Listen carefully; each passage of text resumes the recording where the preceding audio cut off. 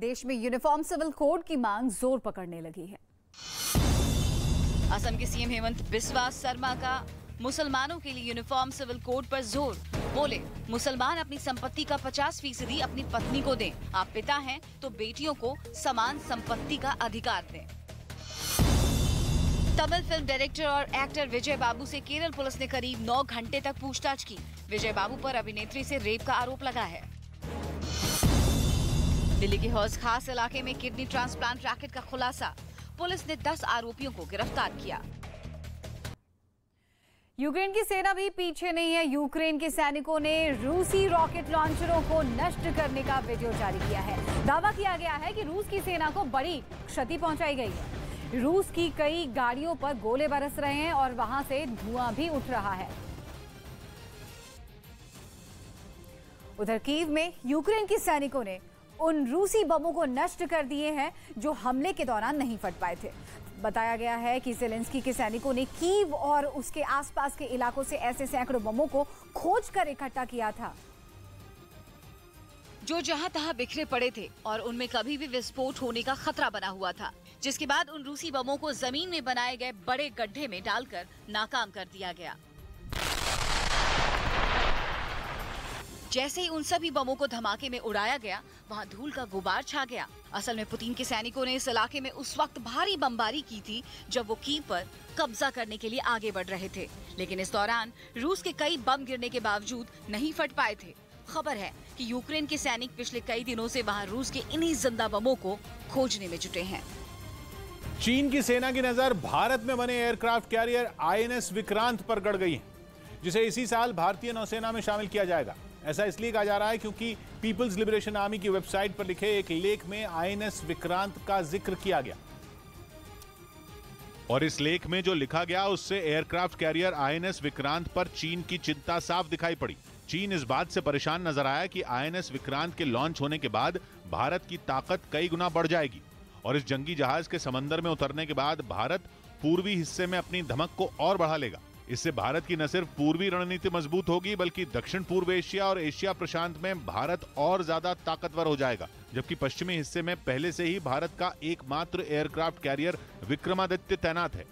इसी बात से चीन घबराया हुआ है क्योंकि वो एशिया प्रशांत क्षेत्र में एक छत्र राज करना चाहता है, लेकिन भारत की बढ़ती ताकत से वो छटपटा रहा है। ड्रैगन को इस बात का डर है कि आईएनएस विक्रांत चीनी एयरक्राफ्ट कैरियर लियाओनिंग और शेंडोंग पर भारी पड़ सकता है और उन दोनों चीनी एयरक्राफ्ट कैरियर से कहीं ज्यादा असरदार साबित हो सकता है। इतना ही नहीं, आईएनएस विक्रांत के आने के बाद भारत दक्षिण पूर्व एशिया में और ज्यादा ताकतवर हो जाएगा, जो चीन को किसी भी कीमत पर मंजूर नहीं होगा। एक्सपर्ट्स बताते हैं कि आईएनएस विक्रांत को बनाने का काम साल 1999 में शुरू हुआ था, जबकि चीनी एयरक्राफ्ट कैरियर 1970 के दशक की सोवियत संघ की तकनीक पर बनाया गया। ऐसे में भारत का ये युद्धपोत चीनी एयरक्राफ्ट कैरियर की तुलना में ज्यादा आधुनिक और ताकतवर है और यही कारण है कि चीन की नजरें आईएनएस विक्रांत पर टिक गई हैं।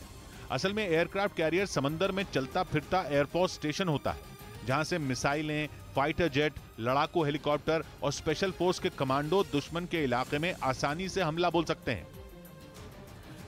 खबर है भारत जल्द ही आईएनएस विक्रांत को प्रशांत महासागर में उतार सकता है और यही बात चीन को खटक रही है। अगर ऐसा हुआ तो चीन का एशिया प्रशांत क्षेत्र पर राज करने का सपना खटाई में पड़ जाएगा, क्योंकि आईएनएस विक्रांत की ताकत का मुकाबला करना चीन के किसी भी एयरक्राफ्ट कैरियर के बूते के बाहर होगा।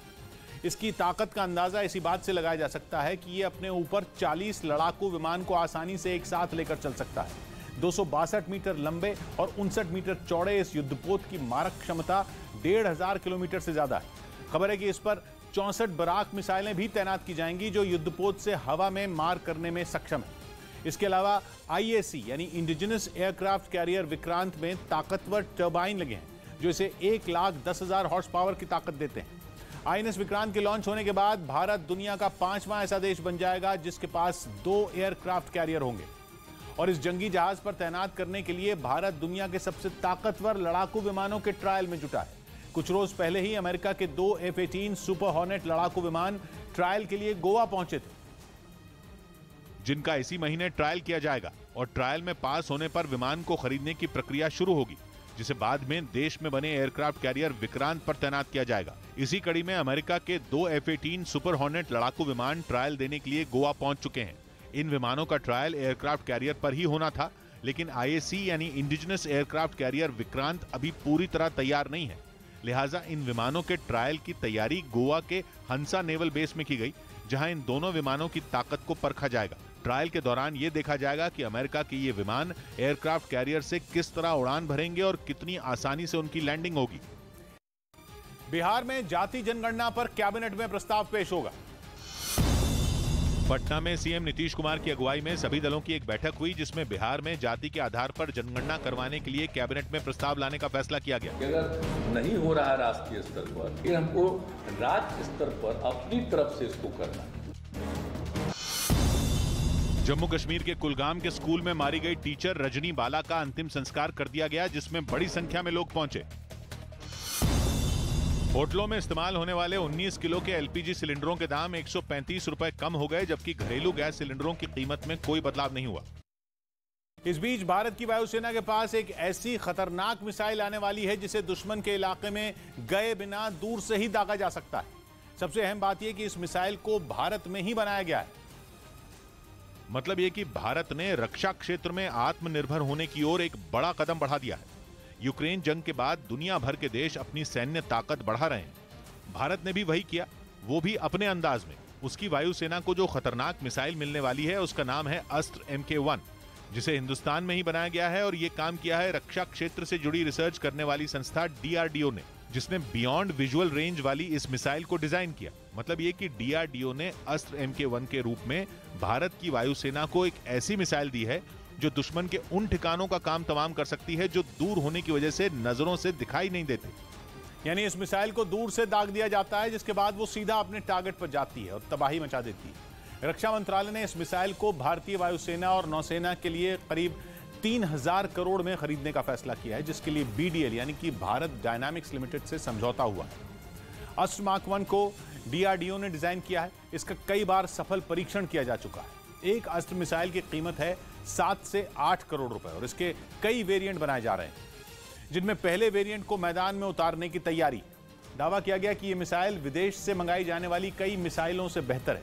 इस मिसाइल को दूसरी मिसाइलों से अलग खड़ा करती है इसकी गति, क्योंकि इसकी स्पीड की वजह से ये दुश्मन के रडार में नहीं आती और पलक झपकते ही अपना काम कर देती है।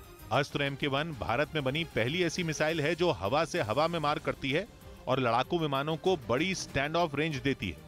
मतलब यह कि दुश्मन की तरफ मिसाइल फायर करने के बाद लड़ाकू विमान को विरोधी के हमले से बचने का समय मिल जाता है। भारत ने 2017 के बाद इस मिसाइल का कई बार सफल परीक्षण किया।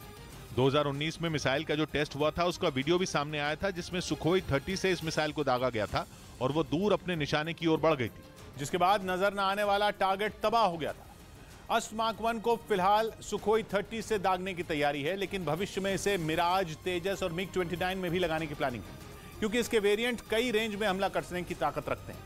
अस्त्र मार्क 1 10 किलोमीटर से 110 किलोमीटर तक मार कर सकती है। इसका वजन 154 किलोग्राम, लंबाई 12 फीट से ज्यादा है। बियॉन्ड विजुअल रेंज वाली ये मिसाइल करीब 5500 किलोमीटर की रफ्तार से लक्ष्य की ओर बढ़ती है और दुश्मन को बचने का मौका ही नहीं देती। अस्त्र मार्क 1 मिसाइल में 15 किलो का ऐसा हथियार लोड किया जा सकता है जिसमें खतरनाक विस्फोटक होता है और ये 20 किलोमीटर